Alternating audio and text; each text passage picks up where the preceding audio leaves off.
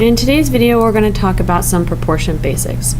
So this is part of Unit 6, and our color for Unit 6 is going to be red.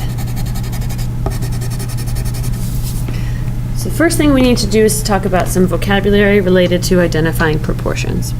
A ratio is a comparison of two numbers using division. You guys did a lot of talking about ratios and rates in 6th grade, so that's a word we should be pretty familiar with. A proportion is a statement of equality between two ratios.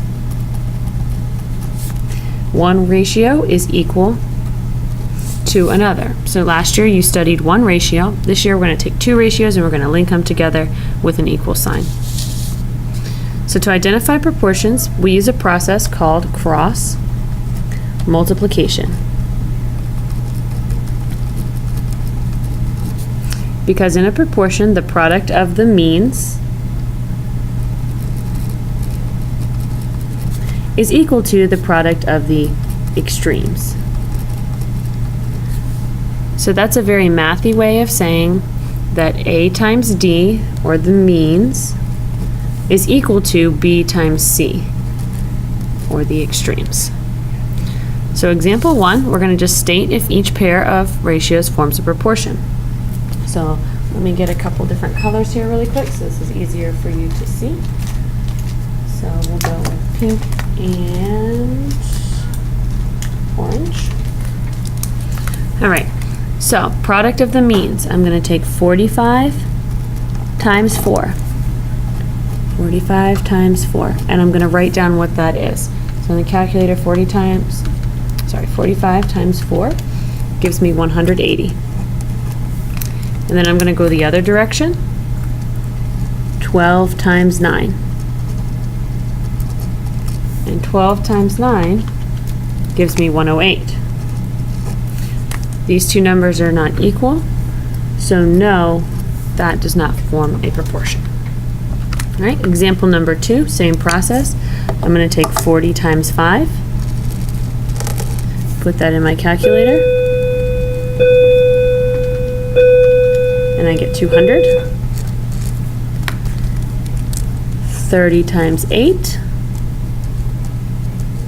put that in my calculator, 240. Again, those two numbers are not equal, so no, does not form a proportion.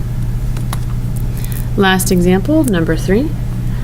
Okay, product of the means, so 10 times 30. Okay, 10 times 30 gives me 300. And then in the other direction, 6 times 50 also gives me 300.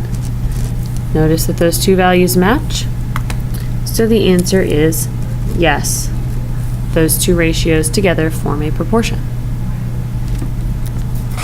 Right, we're going to talk now about solving some basic proportions. So to solve proportions, again, we have to use cross multiplication.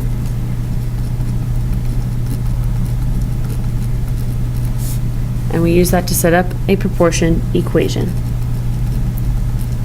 So we're not getting away from solving equations just yet, because after we set it up, we have to solve it.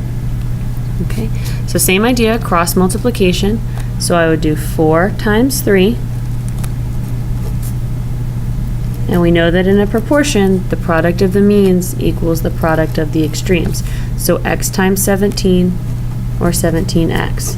Remember, with proper math grammar, the 17 is the coefficient, and it goes before the variable. Alright, so then 4 times 3 gives me 12, so I can simplify. It is equal to 17x. This is a one-step equation. I see multiplication, so I'm going to use division to solve. So if I have 17 times x, I would need to divide by 17 on both sides. And if I divide 12 divided by 17, it's going to give me a very long decimal, 0.70588.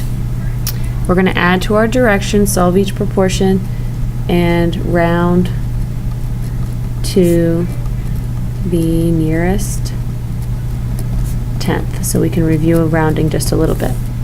So in order to round to the nearest tenth, I look at the tenths place and I go 1 to the right. The number to the right is 5 or larger. This 7 would go up to an 8. However, this is a 0, so we're going to leave it alone. So my final answer is going to be 0.7 is equal to x. Okay, example 2, same idea, cross multiply. So I have 3 times 2 is equal to 16 times n. Okay, so 3 times 2 is 6, and that's still equal to 16n. In order to solve, I see multiplication, so I'm going to use division. I multiplied by 16 on both sides, so I would need, I multiplied by the variable by 16, so I would need to divide by 16 on both sides. So in the calculator, 6 divided by 16, and I get 0.375 is equal to x. Remember, we're rounding to our nearest tenth, so we're going to underline the tenths place and we're going to look 1 to the right. So 7 is higher than 5, so we're going to round the 3 up to a 4. So my final answer would be 0.4 is equal to x. All right, last example. Cross multiply, so 15 times 15 is equal to, cross multiply in this direction, 19 times v, or 19v. 15 times 15 is 225 is equal to 19v. I see multiplication, so 19 times v is 19 times v would need to be dividing by 19 on both sides in order to solve for v. So 225 divided by 19 gives me 11.84210. Rounding to the nearest tenth, so I underline the tenths place, and I look 1 to the right. It's a 4. So since this number is not 5 or higher, that 8 is going to stay the same. So my final answer would be 11.8 is equal to v.